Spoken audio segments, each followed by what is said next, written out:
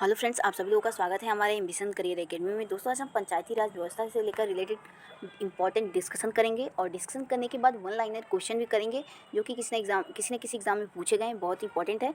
तो चलिए पहले हम डिस्कशन कर लेते हैं। वो हमारा डिस्कशन वन लाइनर होगा। तो चलिए, तो हम डिस्कशन करने वाले हैं पंचायती राज व्यवस्था के बारे में। तो चलिए देखते हैं हमारा पहला पॉइंट क्या है। संविधान के किस भाग में पंचायती राज व्यवस्था का वर्णन है? तो भाग 9 में। चलिए अगला देखते हैं। पंचायती राज व्यवस्था किस पर आधारित है? तो जो हमारी पंचायती राज व्यवस्था है वो किस पर आधारित है? तो सत्ता के विकेंद्रीकरण पर। चलिए अगला देखते हैं। अगला पॉइंट, पंचायती राज का मुख्य उद्देश्य क्या है? ये इंपॉर्टेंट क्वेश्चन है कि जो हमारी पंचायती राज है उसका मुख्य उद्देश्य क्या है? तो जनता को प्रशासन में भागीदारी योग्य बनाना। चलिए अगला देखते हैं। तो हमारा अगला पॉइंट क्या है? किसके अंतर्गत पंचायती राज व्यवस्था का वर्णन है? तो नीति निर्देशक सिद्धांत के अंतर्गत पंचायती राज व्यवस्था का वर्णन है। चलिए अगला पॉइंट देखते हैं। संविधान के किस संशोधन द्वारा पंचायती राज संस्थाओं को संवैधानिक दर्जा दिया गया है? तो 73वें संशोधन द्वारा पंचायती राज संस्थाओं को संवैधानिक दर्जा दिया गया है। चलिए अगला देखते हैं। तो हमारा अगला पॉइंट क्या है? 73वें संशोधन में कौन सी अनुसूची जोड़ी गई है? ये इंपॉर्टेंट क्वेश्चन है कि जो हमारा 73वां संशोधन है उसमें कौन सी अनुसूची को जोड़ी गई है? तो 11वीं अनुसूची जोड़ी गई है। चलिए अगला बिंदु देखते हैं। पंचायती राज संस्थाओं के निर्वाचक हेतु कौन उत्तरदायी है? तो पंचायती राज संस्थाओं के निर्वाचक हेतु कौन उत्तरदायी है? तो राज्य निर्वाचक आयोग। चलिए अगला पॉइंट देखते हैं। भारत में पंचायती राज अधिनियम कब लागू हुआ? इंपॉर्टेंट क्वेश्चन है कि भारत में पहली बार पंचायती राज अधिनियम कब लागू हुआ? तो 25 अप्रैल 1993 को लागू हुआ। ओके, चलिए अगला प्रश्न देखते हैं। सर्वप्रथम पंचायती राज व्यवस्था कहाँ लागू की गई? ये इंपॉर्टेंट क्वेश्चन है कि भारत में सर्वप्रथम पंचायती राज की व्यवस्था कहाँ लागू की गई? तो नागौर में। नागौर हमारा कहाँ पड़ता है? तो ये हमारे राजस्थान राज्य में पड़ता है। चलिए अगला प्रश्न देखते हैं। राजस्थान में पंचायती राज व्यवस्था कब लागू की गई? राजस्थान में पंचायती राज व्यवस्था कब लागू की गई? तो 1959 को लागू की गई। चलिए अगला प्रश्न देखते हैं। तो हमारा अगला क्या है पॉइंट? देश के सामाजिक व सांस्कृतिक उत्थान के लिए कौन सा कार्यक्रम चलाया गया? हमारा क्वेश्चन क्या कह रहा है कि जो देश के सामाजिक व सांस्कृतिक उत्थान के लिए पहला कौन सा कार्यक्रम चलाया गया? तो सामुदायिक विकास कार्यक्रम चलाया गया। चलिए अगला पॉइंट देखते हैं। भारत में सामुदायिक विकास कार्यक्रम कब आरंभ हुआ? ये भी इंपॉर्टेंट क्वेश्चन है कि जो भारत में पहली बार सामुदायिक विकास कार्यक्रम कब आरंभ हुआ? तो 2 अक्टूबर 1952 को। चलिए अगला प्रश्न देखते हैं। तो हमारा अगला प्रश्न है, किसकी सिफारिश पर भारत में पंचायती राज व्यवस्था की स्थापना की गई? ये बहुत इंपॉर्टेंट क्वेश्चन है कि किसके कहने पर भारत में पंचायती राज व्यवस्था की स्थापना की गई? तो बलवंत राय मेहता समिति के कहने पर भारत में पंचायती राज व्यवस्था की स्थापना की गई। अगला पॉइंट, पंचायती राज की सबसे छोटी इकाई क्या है? ये हमारा महत्वपूर्ण प्रश्न है कि पंचायती राज की सबसे छोटी इकाई क्या है? तो ग्राम पंचायत है। अगला प्रश्न, अगला पॉइंट, बलवंत राय समिति के प्रतिवेदन के अनुसार महत्वपूर्ण संस्था कौन है? तो पंचायत समिति है। चलिए अगला प्रश्न देखते हैं। पंचायत राज संस्थाओं के गठन के 2 स्तर होने का सुझाव किसने दिया था? तो अशोक मेहता समिति ने दिया था।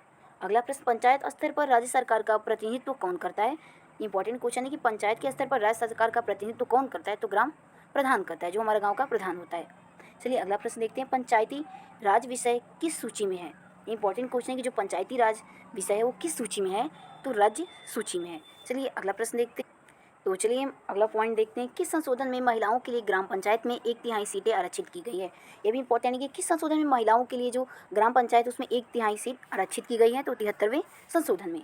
चलिए अगला पॉइंट देखते हैं। भारत और पंचायत चुनाव के लिए उम्मीदवार की आयु कितनी होनी चाहिए? इंपॉर्टेंट क्वेश्चन है कि जो पंचायत चुनाव होते हैं उसमें उम्मीदवार की आयु कितनी होनी चाहिए? तो 21 वर्ष होनी चाहिए। पंचायती राज संस्थाएं अपनी निधि हेतु किस पर निर्भर हैं?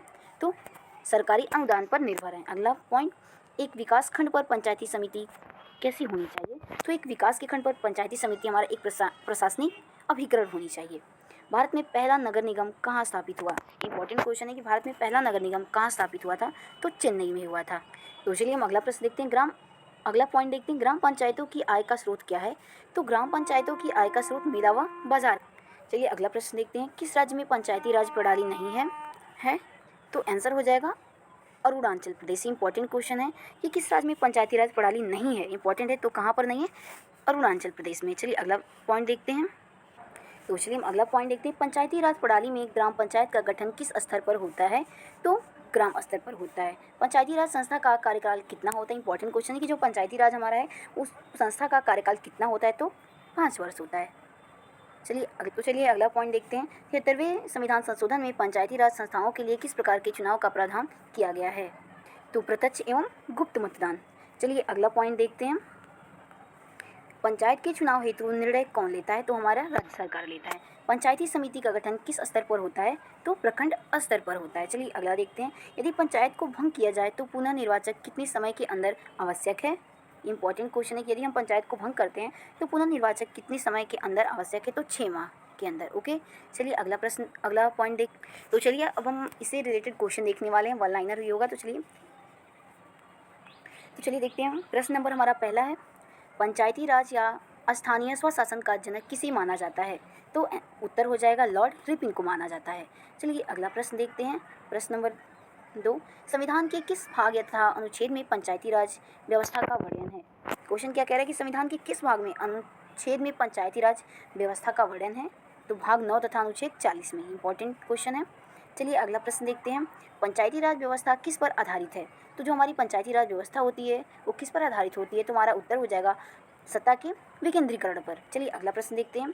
पंचायती राज का मुख्य उद्देश्य क्या है? इंपॉर्टेंट क्वेश्चन है। जो पंचायती राज है उसका मुख्य उद्देश्य क्या होता है? तो जनता को प्रशासन में भागीदारी योग्य बनाना। चलिए अगला प्रश्न देखते हैं। पंचायती राज व्यवस्था में पंचायत समिति किस पर गठित है? तो जो पंचायती राज व्यवस्था है, पंचायत समिति किस पर गठित है? तो ब्लॉक स्तर पर गठित है। चलिए अगला प्रश्न देखते हैं। तो चलिए अगला प्रश्न नंबर 6, किसके अंतर्गत पंचायती राज व्यवस्था का वर्णन है? तो नीति निर्देशक सिद्धांत के आयोग। चलिए अगला प्रश्न देखते हैं। किस संशोधन द्वारा पंचायती राज संस्थाओं को संवैधानिक दर्जा दिया गया है?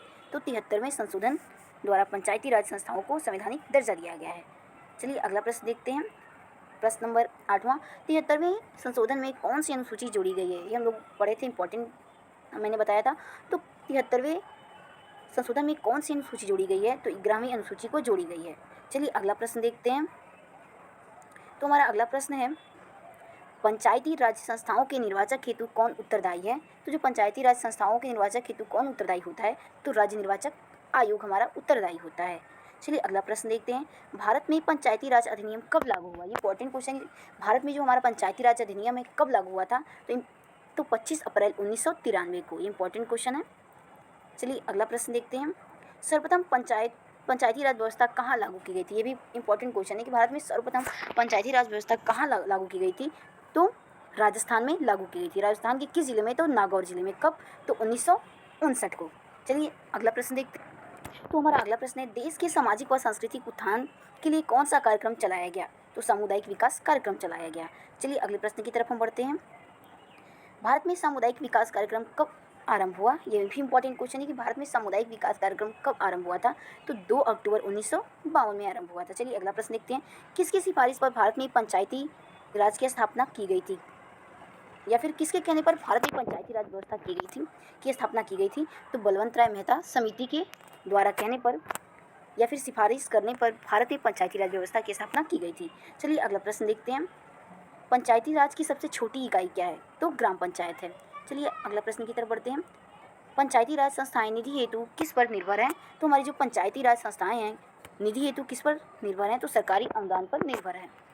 तो चलिए हम अगला प्रश्न देखते हैं। सामुदायिक विकास कार्यक्रम किस समिति के सिफारिश पर प्रारंभ किया गया? ये भी इंपॉर्टेंट क्वेश्चन है कि जो सामुदायिक विकास कार्यक्रम है किस समिति के सिफारिश पर प्रारंभ किया गया? तो के.एम. मुंशी समिति की सिफारिश पर प्रारंभ किया गया। चलिए अगला प्रश्न देखते हैं। प्रश्न नंबर 18, ग्राम पंचायतों की आय का स्रोत क्या है? जो हमारी ग्राम पंचायतों का आय है उसका स्रोत क्या है? तो मेला व बाजार कर है। ओके, चलिए आगे देखते हैं।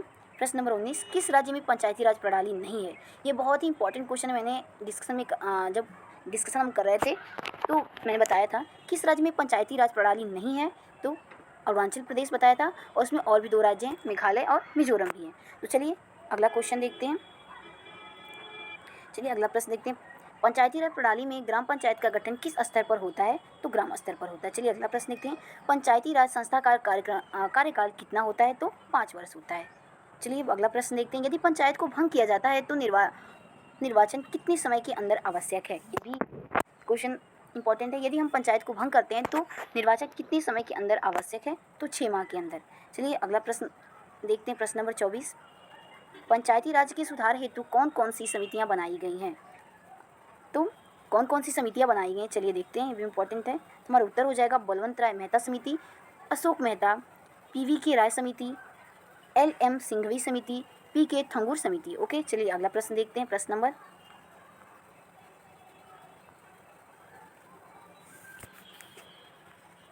तो चलिए हम देखते हैं, पंचायत राज व्यवस्था और संविधान संबंधी कुछ जानकारी लेते हैं, ये भी इम्पोर्टेंट है। चलिए देखते हैं, संविधान के किस भाग में पंचायती राज व्यवस्था का वर्णन है? तो भाग 9 में। पंचायती राज व्यवस्था किस पर आधारित है? तो सत्ता के विकेंद्रीकरण पर। ओके, तो चलिए अगला प्रश्न देखते हैं, पंचायती राज का मुख्य उद्देश्य क्या है? तो जनता को प्रशासन में भागीदारी योग्य बनाना। किसके अंतर्गत पंचायती राज व्यवस्था का वर्णन है? तो नीति निर्देशक सिद्धांत के। तो चलिए फ्रेंड्स, हम मिलते हैं अपने अगले वीडियो में, तब तक के लिए जय हिंद, जय भारत।